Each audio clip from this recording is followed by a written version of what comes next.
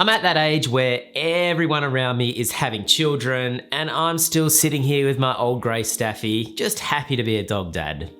But with the influx of children, I've been getting a lot of questions about the parental leave pay, and so I thought it would be a good topic for today's video. Of course, all of this information is available on the Services Australia government website, but navigating that website can be notoriously difficult. You just about need a PhD to get through it. So I thought I would do a public service today and break it all down for you guys in an easy to understand format. Before we begin, I just want to point out that there were changes which came into effect to the parental leave pay on 1 July 2023, and those changes affect children that were born after that date or children that were adopted after that date, and that's what we're focusing on in today's video. If you had a child before 1 July 2023, then you fall under the old rules, and so this won't necessarily apply to you.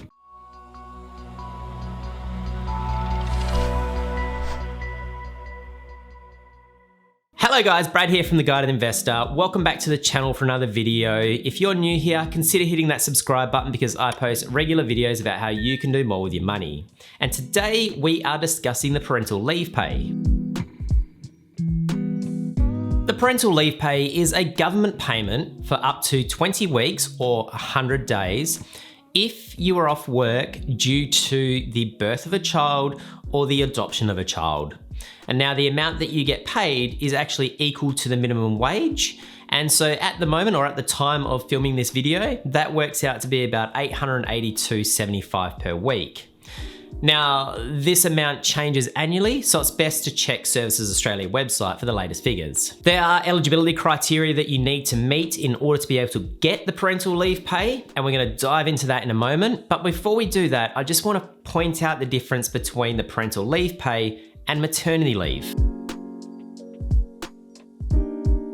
This is where a lot of people get confused. The parental leave pay is not maternity leave. Maternity leave, or sometimes it's called paternity leave, is the time you get off work after having a child or adopting a child. Under the Fair Work Commission, eligible employees in Australia are entitled to up to 12 months off work provided they meet the eligibility criteria. So that basically means that you can take 12 months off work due to the birth or adoption of a child, and your employer holds your job for you so you can return back to work in the same capacity. Now, if you want to learn a little bit more about this, then I would suggest you check out the Fair Work Ombudsman website. Typically, maternity leave is unpaid leave from work. However, some employers do choose to give paid maternity leave, and others are required to under particular industrial agreements. So what you need to do is have a look at your employment contract and see if you have any paid maternity leave through your employer. Now, from my experience, where there is a paid maternity leave type of arrangement, it's often 3 months of full pay or 6 months of half pay. But obviously, this varies depending on your employer and your agreement. Unfortunately, a lot of small businesses can't afford to fund these kinds of arrangements. So a lot of the time you'll find that it may apply if you work for a large corporate or if you work for a government. But of course, small businesses sometimes can do it as well. So just to recap, maternity leave is time off work up to 12 months. Now this can be paid or unpaid depending on your employment contract. Paid parental leave, on the other hand, is a government payment. And yes, you can claim both paid maternity leave and the paid parental leave. There are eligibility criteria that you need to meet in order to access the parental leave pay. And this includes be caring for a newborn or adopted child, have met the income test. Now we're going to discuss this more later. Have met the work test. That is, you must have worked a minimum of 330 hours, which works out to be about 1 day per week, in 10 of the 13 months before the birth or adoption of your child. This applies to both employees and self-employed people alike. Be off work, so that is you're taking time off work to care for your child, and be living in Australia with a citizenship or a permanent visa. There are also some other specific visa categories that may qualify. The person claiming doesn't have to be the birth mother, it can be the partner of the birth mother. You can also choose to split your payments between yourself and your partner, and you even have the flexibility to break down when you receive the payments, so you can receive them consecutively day after day, or you can break it down into individual blocks or individual days.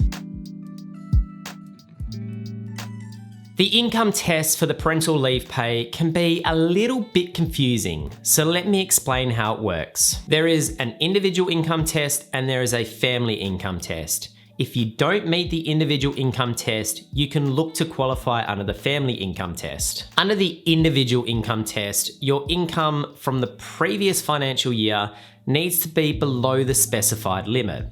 Now, this changes every year, so you need to check what the limit is applicable to the financial year that you're looking at. But as an example, in the 2022-23 financial year, the limit was 168,865. Now, it is the person that is claiming the parental leave pay that this limit is going to apply to. Failing to meet the individual income test, you can then look to the family income test. And as a family, you have a limit of up to 350,000. So that is your combined family income. If you fall below this, then again, you are going to be eligible. Now, this can be particularly useful where the person that is taking time off work is the key income earner in the family. Under both tests, income refers to your adjusted taxable income. So this is basically your taxable income and they add back certain items. So for instance, net investment losses, superannuation contributions. It basically tries to stop people from reducing their taxable income solely to get the paid parental leave. Your parental leave pay is paid through your employer. So essentially, the government pays your employer, they then pass the funds on to you through your usual pay cycle. Now, if you are self-employed, it's going to get paid directly to you. There are a couple of things that you need to do in order to make a claim. So firstly, you need to notify your employer at least 10 weeks prior to the arrival of your child that you intend to claim the parental leave pay. And secondly, you need to lodge the claim with Centrelink. Now, if you have Centrelink online linked to your MyGov account, you can do this digitally. If not, you will need to contact Centrelink. Just be aware that you have 52 weeks to lodge the claim after the birth of the child or the adoption of the child. Once you're getting payments, you have up to 2 years to use all of your payments. Now, if you're a very organized person and like to get things ready, you can actually start the claims process 3 months prior to the expected birth or adoption date. But just bear in mind that you won't start getting payments until after the birth or adoption.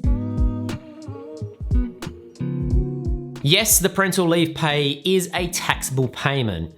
Where the funds are paid to your employer will take out the tax like they usually do with PAYG.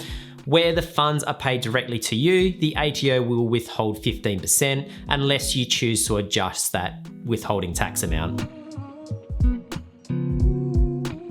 Generally, if you're not eligible for the parental leave pay because you have exceeded the income test limits, then unfortunately you're out of luck. There's not really anything available, not that I know of anyway. If you're not eligible for the parental leave pay for other reasons, such as you weren't working prior to the birth or adoption, then there are a couple of other things that you can look at. So this includes the newborn upfront payment and the newborn supplement. These are tied to family tax benefit. So there you have it, a rundown of the parental leave pay. Now, if you want to find out more information, I will link the Services Australia government website in the description box below. It would be handy if you go on there and check out that anyway, because figures are constantly changing, so it depends when you watch this video. But hopefully now that you got a bit of a background understanding, it's gonna be a lot easier to navigate. But that's it for me today, guys. If you like this video, please give it a thumbs up and I will see you guys in the next one.